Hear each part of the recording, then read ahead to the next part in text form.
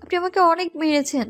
ইরফান মায়রার কপালে চুমু এঁকে মায়রার চোখের দিকে তাকিয়ে বলে, but I have feel more pain then you. আমি তোমার চেয়ে বেশি ব্যথা পেয়েছি। একটু থেমে নরম গলায় বলে, বডি তুমি আমার, হার্ট হই আমি। It's very difficult calculation. You are a magician. তুমি আমার কাছে একজন জাদুকরের মতো, জানো তুমি। মায়রা ভীষণ আবেগী হয়ে পড়ে। ইরফান না বললেও সে তো বোঝে তার ব্যথায় ইরফান ব্যথা পায়। মায়রার নিজেকে ভীষণ ভাগ্যবতী মনে হয়। ছোট্ট থেকে এত এত বিতৃষ্ণা নিয়ে বড় হওয়া মেয়েটা তার কল্পনার চেয়েও বেশি ভালোবাসা পেয়ে গেছে তার ভালোবাসার মানুষের কাছে। আবেগে মায়রার চোখ জোড়া ভিজে ওঠে। ইরফান মায়রার মাথা তার বুকে চেপে মাথায় চুমু আঁকে। মায়রা দু হাতে ইরফানকে জড়িয়ে ধরে। তার মনে পড়ে সে তার শ্যামা মাকে কত অভিযোগ করেছে, কত আফসোস করেছে। তার শ্যামা মা কেন তাকে নিয়ে যায়নি, আল্লাহ কেন তার শ্যামা মায়ের কাছে পাঠায়নি। অথচ আজ মনে হয় সে মরে গেলে তার শিশলা এত ভালোবাসা কে নিত। চোখের কোণ ঘেঁষে সুখ মিশ্রিত এক ফোঁটা বাণী গড়িয়ে পড়ে, তবুও ইরফানের পানে অভিমানী বাণী ছুড়ে দেয়। আমার খারাপ লোক সব লুকিয়ে রেখেছিলেন, কিছুই নিজে থেকে বলেননি। আজ এই ঘরে আমি নিজে থেকে না আসলে তাও জানতে পারতাম না। ইরফান মায়রার কথাগুলো মন দিয়ে শুনল। মায়রার গালে ঠোঁট চুইয়ে রেখে বিড়বিড়িয়ে বলে, love is not for show. ভালোবাসা দেখানোর জন্য নয়। মায়রা চোখ বুজে মৃদু হাসলো। ইরফানকে আরো শক্ত করে ধরলো। ইরফান ঠোঁট বাঁকিয়ে বলে, চলে যাচ্ছি না। মায়রা লজ্জা পায়, তবে ছাড়লো না ইরফানকে। ভালোই বুঝলো এই লোকটা সুযোগ পেলেই তাকে জ্বালায়। গতকাল মায়রার সাথে দেখা করে ইনায়া আবারও এই বাড়ি চলে এসেছে। সকাল সকাল নাস্তা করে বেডের উপর বসে আছে ইনায়া। ফাইজ রিভানের বসে ল্যাপটপে কিছু করছে। ইনায়া অসহায় চোখে চেয়ে থাকে। যেদিন থেকে জেনেছে ইনায়া মা হবে, ফাইজ তার সাথে ঠিক করে কথা বলে না। সেই কখন থেকে ইনায়া ফাইজের দিকে তাকিয়ে আছে। ফাইজ একবারও তার দিকে তাকায়নি। ইনায়া বেড থেকে নেমে দাঁড়ায়। ধীরে ধীরে এগিয়ে গিয়ে ফাইজের সামনে গিয়ে দাঁড়াবে, তখনই শাড়ির সাথে পা বেঁধে হুমড়ি খেয়ে পড়ে ফাইজের উপর। ল্যাপটপটা ঠাস করে বন্ধ হয়ে যায়। ফাইজ দ্রুত ইনায়াকে আগলে নেয় দুহাতে। ইনায়া ভীষণ ভয় পেয়েছে। দুহাতে ফাইজের গলা শক্ত করে জড়িয়ে ধরে। ফাইজ চোখ বুঝলো। এত রাগ লাগছে তা যদি সে এই মেয়েকে বোঝাতে পারত। রাগে দাঁতে দাঁত চিপে চিল্লিয়ে বলে, লিটল কুইন, তুমি তো নিজেই লিটল বাচ্চা, সেখানে তুমি আমার বাচ্চাকে পেটে নেওয়ার সাহস করলে কি করে? আনসার করো, নয়তো আজ থাপ্পড় তুমি খাবেই একটা, বলো। ইনায়া ঢোক গিলে ফাইজের কোল থেকে উঠতে নিলে ফাইজ ইনায়াকে শক্ত করে নিজের সাথে চেপে ধরে ধমকে বলে, যা বলেছি আনসার করো ফার্স্ট। ইনায়া ধমক খেয়ে কেঁপে ওঠে। তার ভাইয়ের মতো এই লোকটা। ইনায়া হাড়ে হাড়ে টের পাচ্ছেন এখন। ফাইজের রাগে মাথা ফেটে যায়। এই মেয়ে তাকে একটাবার জানানোর প্রয়োজন মনে করেনি। তাদের বিয়েটাই হয়েছে মাত্র কমাস হলো, আর এই মেয়ে মা হয়ে বসে আছে, সে জানেই না। ফাইজ আবারও থমকে বলে, আমি বাইরের মানুষ, আমাকে একবার বলবে না? কেন বলনি লিটল কুইন? প্রথম কথাটা ধমকের সুরে বললেও লাস্ট লাইনটা না চাইতেও নরম হয়ে যায়। ইনা মিনমিন করে বলে, আমি আপনাকে সারপ্রাইজ দিতে চেয়েছি। ফাইজ হতাশার নিঃশ্বাস ফেলে বলে, তাই বলে বিয়ের দু তিন মাসের মাথায়? ইনা আর চোখে ফাইজের দিকে চেয়ে বলে, আমি মা হতে চাই। আমার 3টা ফ্রেন্ড মা হয়েছে। ফাইজ শান্ত গলায় বলে, তুমি কি মা হওয়ার জন্য আমাকে বিয়ে করেছিলে? ইনা ছোট করে বলে। ফাইজ বিস্ময় কণ্ঠে বলে, মানে আমার কোনো ইম্পর্টেন্টই দেখছি নেই তোমার কাছে, শুধু মা হতে বিয়ে করে নিলে? ইনা ফাইজের দিকে চেয়ে বলল, ইম্পর্টেন্ট আছে বলেই তো আপনার বাচ্চার মা হয়েছি। আপনার ইম্পর্টেন্ট না থেকে শুধু বাচ্চার মা হতে চাইলে তো যে কারোরই বাচ্চার মা হয়ে যেতাম। ফাইজ হাসবে না রাখবে বুঝলো না, হতাশার নিঃশ্বাস ফেলে বলে, বুঝেছি লিটল কুইন, আমার ইম্পর্টেন্ট আছে, কিন্তু আমি তো টেনশনে আছি। আমার বাচ্চা হয়ে গেলে তুমি তো আমাকে আর ইম্পর্টেন্ট বোঝাতে এই একটা লাইনই বলবে, সারাদিন বাচ্চাকে নিয়ে বসে থাকবে মনে হচ্ছে। ইনা চোখ ছোট ছোট করে বলে, আপনি আমার বাচ্চার সাথে হিংসা করছেন? ফাইজ মৃদু হেসে বলে, অবশ্যই, তার মা ওভার পাকনি, আমাকে একটু বউয়ের সাথে শান্তিতে 6টা মাস থাকতেও দিল না। মা বাচ্চারা লেজ ধরে টেনেছে, বাচ্চাও সুরসুর করে তোমার পেটের ভিতরে এসে পড়েছে, আর এদিকে আমার হলো যত কষ্ট। ইনা অদ্ভুতভাবে তাকায় ফাইজের দিকে। এই লোকটা তার ইরফান ভাই আর শুদ্ধ ভাইয়ের মিক্সড কপি। একবার ভয়ঙ্কর রাখবে তো আরেকবার কিসব আজগুবি কথা বলবে। ফাইজ ইনায়াকে জড়িয়ে ধরে বলে, বাচ্চাটা হয়ে গেলে আম্মুর কাছে ওকে রেখে আমরা হানিমুনে যাব, ওকে লিটল কুইন? ইনায়া শব্দ করে বলে, জীবনেও না। আমি আপনার বাচ্চাকে রেখে কোথাও যাব না। ফাইজ ইনার গালে ধরে নিজের দিকে ফেরায়, এরপর অসহায় কণ্ঠে বলে, কুইন বউ, তুমি আমার ভাইয়ের মতো নিষ্ঠুর হয়েছো কেন? বাচ্চা না হতেই আমাকে টাইম না দেওয়ার ফোন দিয়ে এঁটেছো। বাচ্চাটা পৃথিবীতে আসলে তুমি আমাকে চিনবেই না। বুক জ্বলে গেল আমার। ইনা হতাশার সুরে বলে। আপনি এমন ড্রামাবাজ কেন? ফাইজ ইনার গালে চুমু খেয়ে বলে, আমাকে অনেক টাইম দেবে।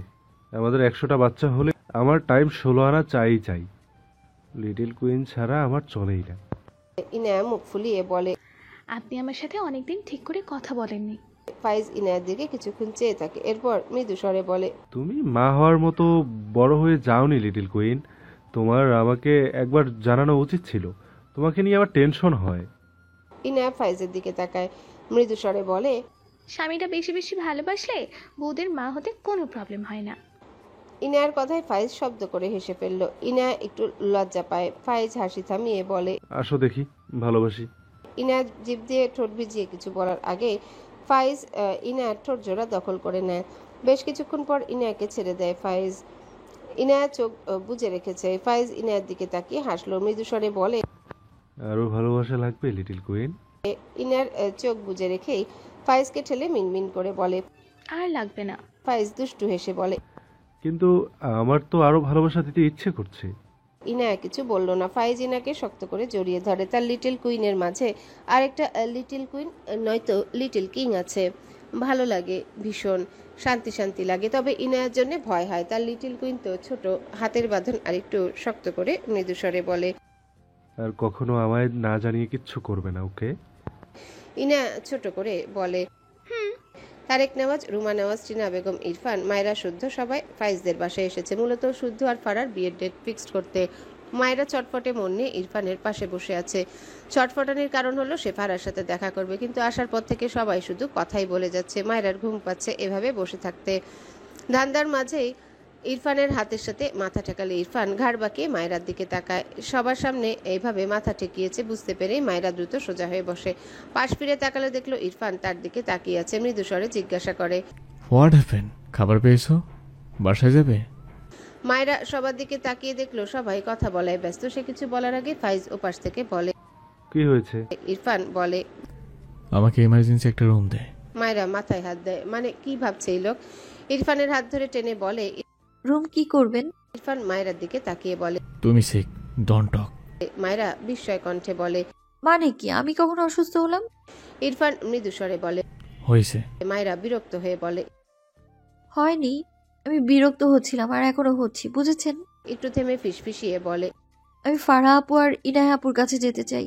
ইরফান আর কিছু বলল না। ফাইজকে বলে ইনায়াকে এসে মায়রাকে নিয়ে যেতে। কিছুক্ষণ পর ভেতর থেকে ইনায়া আসলে মায়রা উঠতে নেয়। ইরফান মায়রার হাত টেনে মৃদু স্বরে বলে।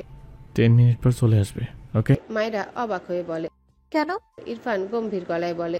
আমি বলেছি তাই। কথাটা বলে মায়রার হাত ছেড়ে দেয়। মায়রা উঠে দাঁড়ায়। ইনায়ার সাথে যেতে যেতে পিছু ফিরে ইরফানের দিকে চেয়ে মিটিমিটি হাসে। ইরফান মায়রার দিকে চেয়ে আছে। মায়রাকে হাসতে দেখে ভ্রু কুচকে তাকায়।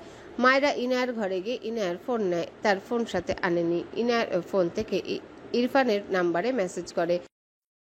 আজকে আমি ইনায়া আপুর সাথে এখানে থাকবো, আপনার সাথে আবার কালকে দেখা হবে। বাই বাই শুভ্র পুরুষ বার্ড ফ্লাওয়ার। মেসেজটা পাঠিয়ে মায়রা মনে মনে হাসলো। ওপাশে ইরফান ও মায়রার মেসেজটা পড়ে চোখ ছোট ছোট করে তাকিয়ে থাকে কিছু সময়। এরপর ফোনের আলো অফ করে ফোন পকেটে রেখে দেয়। বিড়বিড় করে। তোমার বাদরামি আমি ছুটাবো, জাস্ট একবার আমার হাতের কাছে পাই। শুদ্ধ ইরফানদের অপর পাশে বসেছে। তার কেন যেন হাঁসফাঁস লাগছে। ফাইজ শুদ্ধর পাশে বসলে শুদ্ধ বলে। আজ আমি এখনো খাট কিনিনি।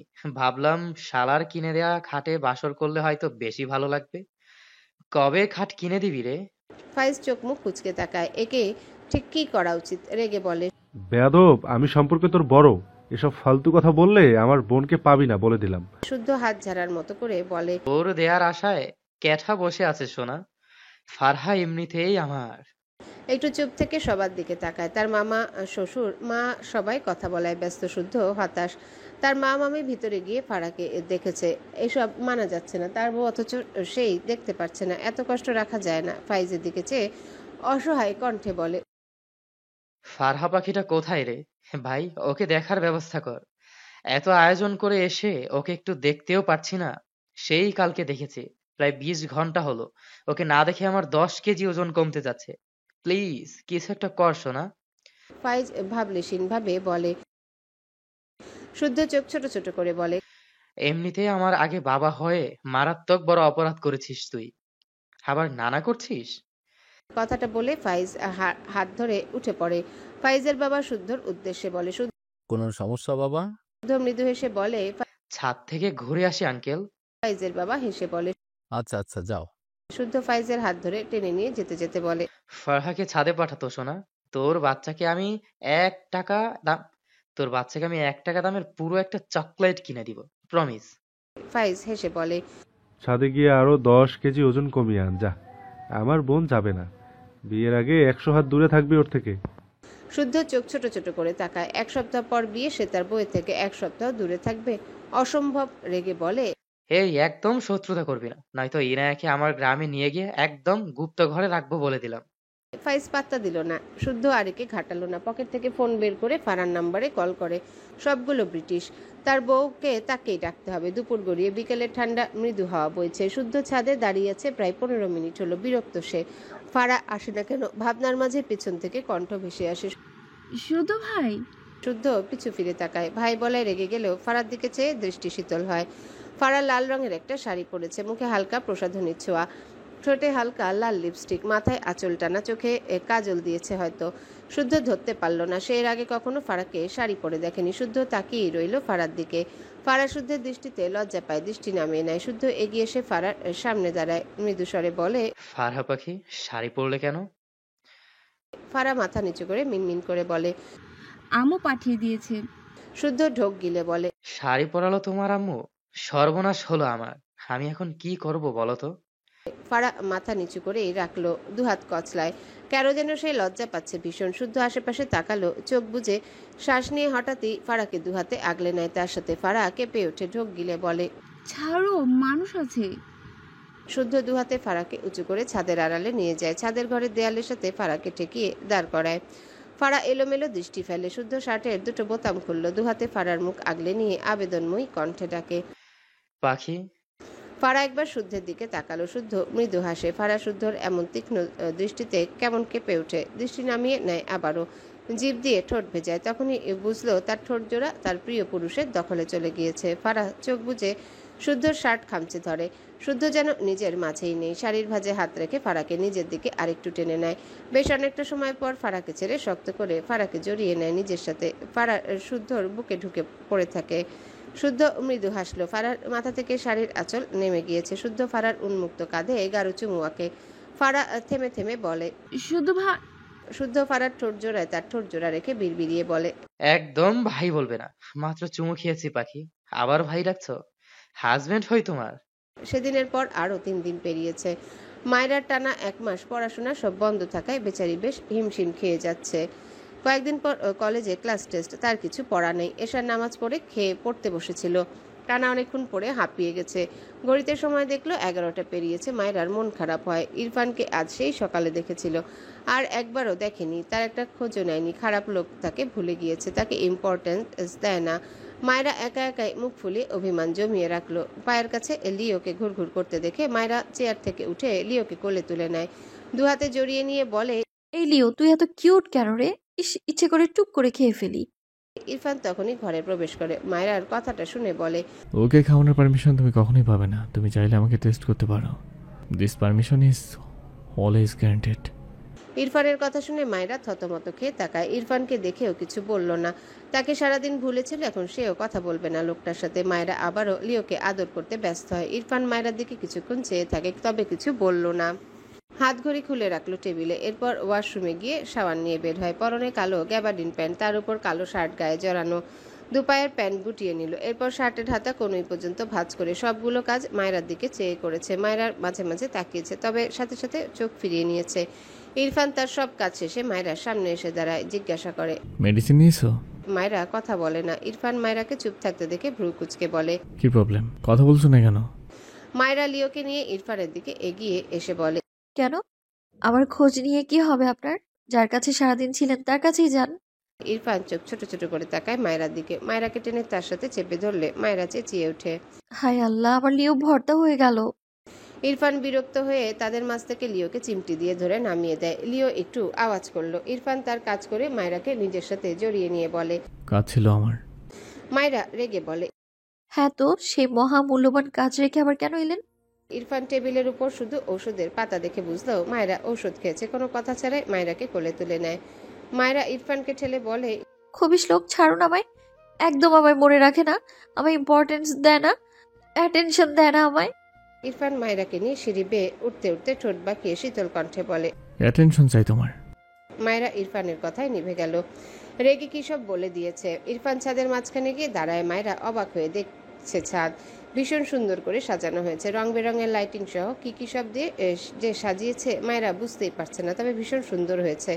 লাইটের পাওয়ারগুলো ভীষণ অল্প। মায়রার এত ভালো লাগলো, শুদ্ধ হঠাৎই এগিয়ে এসে বলে, হাউ কিউট কাপল। স্বাগতম ভাবি সাহেবা।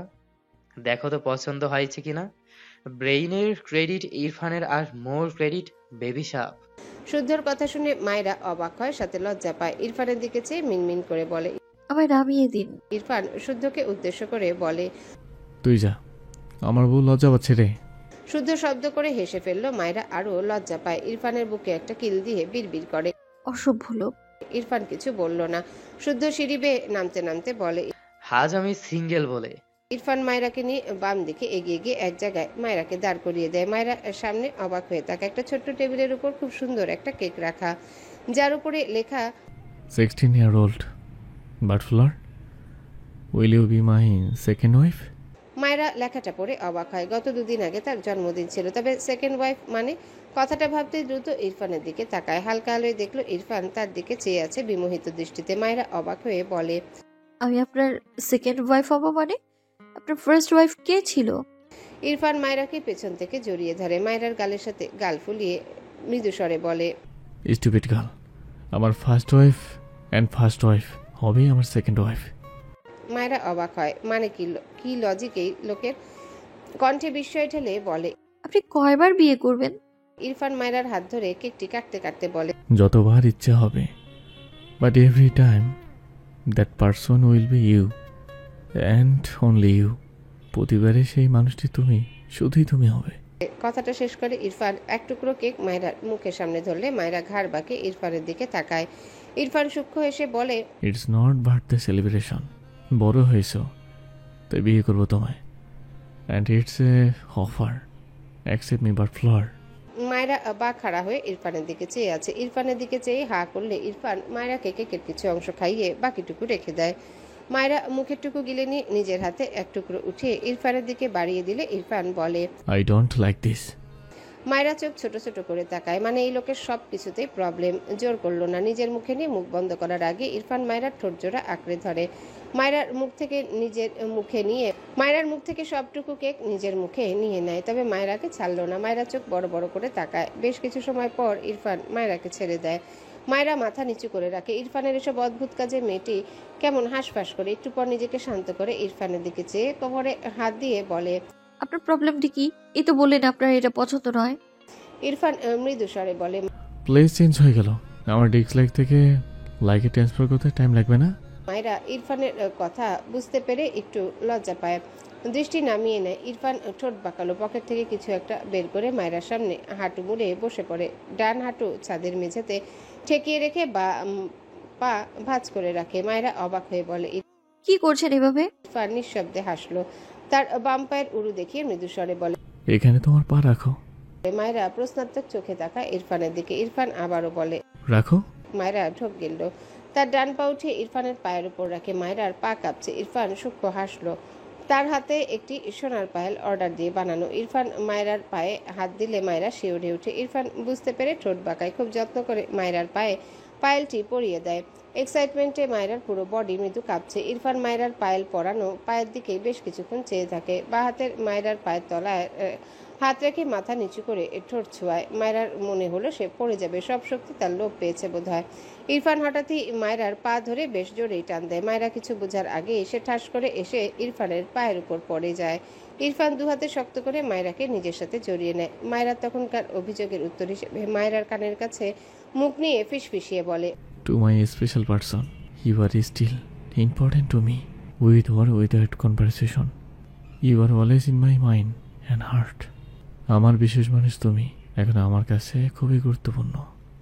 কথা না বললে তুমি সবসময় আমার মনে এবং হৃদয়ে আসো। মায়রার প্রতিটি রগে রগে যেন শীতল কিছু তীব্র বেগে ছুটে চলে। মেয়েটা তীব্র অনুভূতির মাঝে ভাসে, দু হাতে ইরফানের গলা জড়িয়ে ধরে। ইরফান নিজেও হাতে বাঁধন শক্ত করে, এরপর কণ্ঠে আবেগ ঢেলে বলে, উইল ইউ ম্যারি মি বাটফ্লাওয়ার? মায়েরা চোখ বুজে রেখেছে। অদ্ভুত সব নতুন নতুন অনুভূতির সাথে পরিচয় হয় মেয়েটার। ইরফান আবারও একই সুরে ডাকে। বাটফ্লাওয়ার? মায়েরা ঢোক গেলে কিছু বলতে চায়, তবে তার কেন যেন কণ্ঠ বের হতে চায় না। চোখ বুজে রেখে দুহাতে ইরফানের গলা আরো শক্ত করে জড়িয়ে ধরে, জিভ দিয়ে ঠোঁট ভিজিয়ে কাপা কণ্ঠে বলে, আই উইল। ইরফান মায়রাকে নিয়ে গ্রামে এসেছে। মূলত মায়রা আসতে চেয়েছিল, সে কবে থেকে তার মা আর ভাইটাকে দেখতে আসতে চাইছে, কিন্তু ইরফান আজ নিয়ে আসলো। তার শুধু কাজ আর কাজ। মায়রার বিরক্ত লাগে। মায়ের একটা ব্যাপারে ভীষণ অবাক হয়েছে। লাবিবের বাবা তাকে জিজ্ঞাসা করেছিল সে কেমন আছে। মায়রা যেন আকাশ থেকে পড়েছে, এখনো তার বিশ্বাসই হয় না। এটা কিভাবে সম্ভব? লাবিবের বাবা এত ভালো কি করে হয়ে গেল তার অসুস্থতার জন্য? কিন্তু মায়রার কেন যেন বিশ্বাসই হয় না। লাবিব মায়রার কোলে বসে ডাকে, আপুই আমাকে তুমি খাও। লাবিবের কথায় মায়রা হেসে ফেলল। লাবিবের দু গালে টপাটপ কয়েকটা চুমু খায়। লাবিব মায়রার কোলের উপর দাঁড়িয়ে দুহাতে মায়রার গলা জড়িয়ে ধরে মায়রার গালে চুমু খায়। ইরফান বেডের এক কোনায় বসে দুই ভাই বোনের কাহিনী দেখছিল। বিরক্ত হয়ে বেড থেকে নেমে মায়রার পাশে এসে দাঁড়িয়ে বলে, কি হচ্ছে এখানে? মায়রা ঘাড় ভাকিয়ে হেসে তাকায় ইরফানের দিকে। সে কিছু বলার আগে লাবিব আঙ্গুল উঁচিয়ে বলে, কুটিপ টুলাবাই তুমি পোটা। ইরফান চোখ ছোট ছোট করে তাকায়। মায়রা লাবিবের দিকে তাকিয়ে বলে, কেন পচা ভাইয়া? লাবিব মায়রাকে জড়িয়ে ধরে বলে, আপুই কুরসিপ ডোলাবাই বলে তুমি বলা না। মায়রা বেড থেকে নেমে ইরফানের দিকে চেয়ে বলে, আপনি ওকে কি বলেছেন? ইরফান ভাবলেশীনভাবে বলে, তোমার ভাইয়ের ব্যাড হ্যাবিট, অন্যের বউকে কিস করে, ইজ ভেরি ব্যাড। মায়রা অবুঝ গলায় বলে, মানে ও কার বউকে কিস করেছে? ইরফান মায়রার দিকে চেয়ে বলে। আমার। মায়রা অদ্ভুতভাবে তাকায় ইরফানের দিকে, ভ্রু কুচকে বলে, আপনি কি পাগল? ও আমার ভাই। লাবিব ও তাল মিলিয়ে বলে, আমি ভাই কুটিপ ডোলাবাই আয়ো। মায়রা চোখ বড় বড় করে তাকায় তার ভাইয়ের দিকে, অবাক হয়ে বলে, এসব কোথা থেকে শিখেছিস? লাবিব মুখে আঙ্গুল পুড়ে বলে, কুটিপ ডোলাবাই থেকে শিখেছে। মায়রা কপাল চাপড়ায়। তার স্বামী ভাই দুটোই পাগল। ইরফান মায়রার দিকে চেয়ে বলে, ওকে তোমার আম্মুর কাছে রেখে আসো। মায়রা চোখ ছোট ছোট করে বলে, মানে কেন? আমি বলেছি তাই। লাবিব বলে ওঠে। আমি বই কাছে যাবো। তখনই মায়রার মা ঘরের দরজায় এসে দাঁড়ায়। লাবিবের কথা শুনে ওখানে দাঁড়িয়ে অবাক হয়ে বলে, এই পাজি ছেলে এসব কি কথা? লাবিব বলে, তুমি পাজে। মায়রা শব্দ করে হেসে ফেলে। বোনের হাসিতে লাবিবও অবুজের মতো হাসে। এরপর বলে, বউ বালা বউকে আদর করতে হয়। মায়রা চোখ বড় বড় করে তাকায় হেসে বলে, আর এসব কে শিখিয়েছে তোকে? লাবিব সাথে সাথে বলে ওঠে। কুটিপ ডোলাবাই। লাবিবের কথা শুনে ইরফান ঠোঁট বাঁকিয়ে হাসে। মায়রা একবার ইরফানের দিকে তাকায়, আরেকবার লাবিবের দিকে, তো আরেকবার দরজায় দাঁড়ানো তার মায়ের দিকে। মায়রা নিজেরই কেমন লজ্জা লাগলো। মায়রার মা নিজেও বিব্রত বোধ করে। দ্রুত বলে, মা, লাবিবকে নিয়ে একটু এদিকে আয় তো। কথাটা বলে জায়গাটা প্রস্থান করেন তিনি। ভদ্রমহিলা চলে যেতেই মায়রা ইরফানের দিকে আরেকটু এগিয়ে গিয়ে বলে, আপনি আমার ভাইকে এসব কি শেখান? ইরফান দুহাত প্যান্টের পকেটে রেখে বলে, যা তুমি তোমার আম্মুকে শেখাতে পারো না। মায়রা কপাল চাপড়ে বলে, মা সরে গিয়েছে, আপনি আমার ভাইটাকে বউকে আদর করা শেখাচ্ছেন, বুঝলেন? ইরফান মৃদু স্বরে বলে। I know. মায়রা চোখ মুখ কুচকায়, ভ্রু কুচকে বলে, আমার মা শুনে নিল, বিশ্বাস করুন আপনার একটু হলেও লজ্জা পাওয়া উচিত। ইরফান বাহাতে দু আঙ্গুলের সাহায্যে মায়রার মাথায় একটা টোকা দিয়ে বলে, লজ্জা পাওয়া মেয়েদের কাজ, নট মি। মায়রা হতাশ। মানে এই লোকটা কি অদ্ভুত, এনার সাথে কথা বলে লাভ নেই। সে লাবিবকে নিয়ে ঘর থেকে বেরিয়ে যেতে নিলে ইরফান বলে ওঠে, ফার্স্ট আসবে। মায়রা যেতে যেতে তেরা কণ্ঠে বলে, আসবো না। ইরফান বিরক্ত হয়। দ্রুত পায়ে এগিয়ে গিয়ে মায়রার সামনে দাঁড়ায়। মায়রা ইরফানের পাশ কাটিয়ে চলে যেতে চাইলে ইরফান দ্রুত মায়রার ঠোঁট জোড়া আঁকড়ে ধরে। মায়রা চোখ বড় বড় করে তাকায়। কোলের বাঁ পাশে লাবিব। মায়রা বাঁ হাতে লাবিবকে ধরে, ডান হাতে ইরফানকে ঠেলে সরাতে চায়। ইরফানকে এক চুল নাড়াতে পারে না, উল্টে ইরফানের সাথে না পেরে পিছিয়ে যায়, যেন ইরফান তাকে ঠেলছে। পিছু যেতে যেতে দেয়ালে পিঠ ঠেকে যায় মায়রার, তবুও ইরফান ছাড়ল না। লাবিব ডেকে ওঠে, আপুই মায়েরা গায়ের জোরে ইরফানের গলায় খামচে ধরে। ইরফান মায়েরাকে ছেড়ে দাঁড়ায়। মায়েরা মাথা নিচু করে নেয়। এই লোকটা এমন কেন? তার ভাই না হয় কিছু বোঝে না, কিন্তু তবুও এটা কেমন লাগে? তার ভাবনার মাঝে ইরফান লাবিবকে মায়েরার কোল থেকে নামিয়ে টেবিলের উপর থেকে বেশ কয়েকটা চকলেট লাবিবের হাতে দেয়। এরপর মৃদু স্বরে বলে, তোমার আম্মুকে গিয়ে বলো আপুকে তার হাজব্যান্ড আদর করছে। কুচিপ দুলাভাই আপুকে আদর করছে, কুচিপ দুলাভাই আপুকে। আর শোনা গেল না। মায়েরা রেগে ইরফানের দিকে চেয়ে বলে, আপনি একটা নির্লজ্জ লোক। আমার মাকে গিয়েও এইসব বলবে?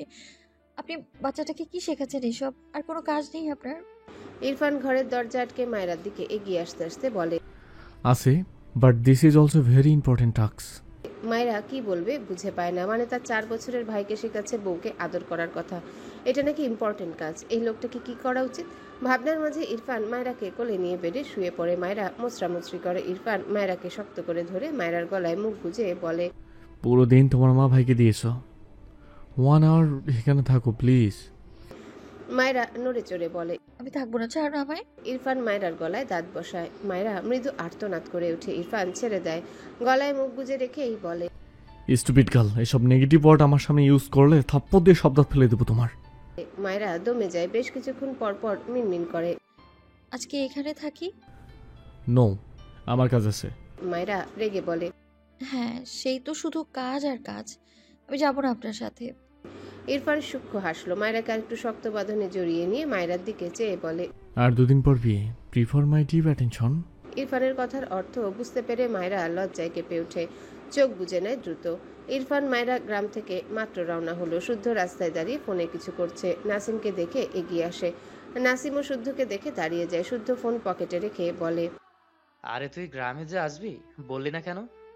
নাসিম ছোট করে বলে, এমনি চলে এলাম, মামার বাড়ি সপ্তাহখানেক থাকবো, মাও আছে এখানে। শুদ্ধ নাসিমের কাঁধে হাত রেখে বলে, আমার বিয়ে তুই থাকবি না? পাগল নাকি? নাসিম মৃদু হেসে বলে, তোর আর ফাইজের বোনের জন্য অনেক দোয়া দিয়ে দিলাম, আমি যেতে পারবো না দোস্ত। শুদ্ধ নাসিমের কথা উড়েই দিয়ে বলে, গাঞ্জা খাইছো সোনা? খাবি তো খাবি, ডেট দেখে খাবি না? তোদের জ্বালায় আমি শুদ্ধ আর বাঁচি না। বল কোথা থেকে কিনে খেয়েছিস? আমি দোকানদারের সাথে যোগাযোগ করে তোকে ডেট আছে এমন গাঞ্জা দিতে বলবো। ঠিকানা কি রে? নাসিম বিরক্ত চোখে শুদ্ধর দিকে চেয়ে আছে। শুদ্ধ চোখ ছোট ছোট করে বলে, এভাবে তাকিয়ে লাভ নাই, আমাকে মহানা হাওয়া থেকে কেউ আটকাতে পারবে না। নাসিম হতাশ কণ্ঠে বলে, একটু ভালো হ, তোর 2 দিন পর বিয়ে। শুদ্ধ হেসে বলে, এক বন্ধু ছাড়া আরেক বন্ধুর বিয়ে হয় না, জানিস না? নাসিম মৃদু হাসলো। এরপর শূন্যে দৃষ্টি রেখে বলে, ইরফান বারবির ডল গ্রামে এসেছিল, আমাকে যদি একবার জানাতি শুদ্ধ। শুদ্ধ নাসিমের দিকে তাকিয়ে কিছু বলতে গিয়েও থেমে যায়। নাসিম মলিন গলায় বলে, প্রথম বারবি ডলকে একবার দেখেছিলাম জাস্ট, তার সাথে কখনো কথা হয়নি আমার, অথচ কত করে চাইতাম আমি তাকে। এরপর একদিন কথা বলার সুযোগ হয়, তবে বারবি ডল আমাকে এক প্রকার অ্যাভয়েড করেছে। এরপর জানলাম সে আমার বন্ধুর বউ। এরপর জানলাম বারবি ডল আমার বন্ধুকে ভীষণ ভালোবাসে, তার দিক থেকে আমি কোনো পজিটিভ সাইন পাইনি। তাকে তো আমার ভুলে যাওয়ার কথা, তাই না? কিন্তু যতদিন যাচ্ছে বারবি ডলের প্রতি আমার অনুভূতির তীব্রতা বাড়ছে, আমি ভুলতে পারছি না ওকে। একটু থেমে শ্বাস নেয়। এরপর আবারও বলে, বারবি ডল যখন আমার ভাগ্যে নেই, তবে আমার মনে ওর জন্য প্রতিনিয়ত এত অনুভূতির জন্ম কেন হয় শুদ্ধ? শুদ্ধ অবাক হয়ে নাসিমের দিকে চেয়ে আছে। নাসিমের কণ্ঠ কাঁপছে। নিজেকে সামলে মৃদু স্বরে বলে, ইরফান আমার সাথে আর কথা বলে না কেন রে? শুদ্ধর খারাপ লাগলো। বোঝানো স্বরে বলে, জানিস তো ও কেমন মাথা পাগল, আর মাইরার প্রতি একটু বেশিই পজিটিভ। তুই মেয়েরাকে পছন্দ করিস এইটুকুই ও মানতে পারে না। একটু থেমে আবারও বলে, তুই ওর আপন, তাই তোকে কিছু বলতেও পারে না, আবার সইতেও পারে না। ও কেমন জানিসই তো। নাসির মৃদু হেসে বলল, জানি, তোর খালাতো ভাইয়ের সৌভিকের দুটোরই পা ভেঙে দিয়েছিল শুনলাম। শুদ্ধ হেসে ফেললো। কোমরে হাত দিয়ে বলে, বিশ্বাস করবি না ভাই, আমি মাঝে মাঝে পাগলের ডক্টরের কাছে যেতে চাই। আমি পাগল হয়ে ভুলভাল দেখছি কিনা সেই ভয়। মানে তুই বুঝতে পারছিস, ভার্সিটিতে অন্তর ওকে টাচ করেছিল বলে 2টো থাপ্পড় খেয়েছিল বেচারি। সে মাইরার জন্য এখন কি কি করে। সবচেয়ে বড় কথা, ওর চুলের বাহার দেখে ভাবতাম এ পাক্কা সন্ন্যাসী হবে। ও মা, এখন তো পুরোই পাল্টালো। মাঝখান থেকে আমরা নিজেকে পাগল লাগে। ফোন ভাইব্রেট হলে পকেট থেকে ফোন বের করতে করতে হেসে বলে, মাইরার বহুত গুণ বুঝলি, ইরফানকে পুরাই উল্টে দিয়ে পাল্টে দিয়েছে। ফোনে ফারার কল দেখে শুদ্ধর হাসি চওড়া হয়। রিসিভ করে কানে দিয়ে বলে, পাখি, তোমার ভাই কি খাট কিনেছে? নাসিম শুদ্ধর কথা শুনে ভ্রু কুচকে তাকায়। এই ফাইজের থেকে খাট চাইছে কেন? শুদ্ধ হতাশ কণ্ঠে বলে, আমি কি বাসর করব না? এসব কি? না, আর মানা যায় না। নাসিম অদ্ভুতভাবে তাকায়। শুদ্ধ এগিয়ে এসে নাসিমের কাঁধে বাম হাত তুলে দিলে নাসিম ভ্রু কুচকে বলে, ফাইজের থেকে খাট চাইছিস কেন? তোর খাট নেই? শুদ্ধ হেসে বলে, আরে শালার দেয়া খাটের বাসর করলে আলাদা একটা ভাইব পাওয়া যাবে বুঝলি। কোনো চিন্তা করিস না, আমি থাকতে তুই তোর শালার কিনে দেয়া খাটেই সব করতে পারবি। নিশ্চিন্তে আমার উপর ছেড়ে দে। নাসিম শুদ্ধর পিঠে একটা থাপ্পড় দিয়ে বলে, বাদরের বাচ্চা, ভালো হ। তোর অত্যাচারে তো দেখছি তোর বউ দৌড়ে পালাবে, তখন তুই শালার কিনে দেয়া খাটের সাথেই বাসর করিস বসে বসে। শুদ্ধ মেকি রাগ দেখিয়ে বলে, এইসব কি বদদোয়া? এই নাসিমা খালা, তোর জীবনে বিয়ে হবে না বলে দিলাম। নাসিম কটমট দৃষ্টিতে তাকায়। শুদ্ধ ঠোঁট টিপে হেসে বলে, ফারহা পাখি, আমাদের স্পেশাল নাসিমা খালাকে চিনো? পাড়া হতাশ এই লোকটাকে নিয়ে, তবে হাসলো বেশ। শুদ্ধর কথা একটু পর থেমে অসহায় কণ্ঠে বলে, আমি একটা জরুরি কথা বলতে কল করেছি, তুমি কি আমার কথা শুনবে? শুদ্ধ মৃদু হেসে বলে, হ্যালো বন্ধুরা, পরবর্তী পার্ট খুব তাড়াতাড়ি আসবে, তো সবাই অপেক্ষায় থাকো। আর চ্যানেলটি যারা এখনো সাবস্ক্রাইব করোনি তারা পরবর্তী পার্ট দেখার জন্য চ্যানেলটি সাবস্ক্রাইব করে রেখো। ধন্যবাদ সবাইকে, আমাদের সাথেই থেকো।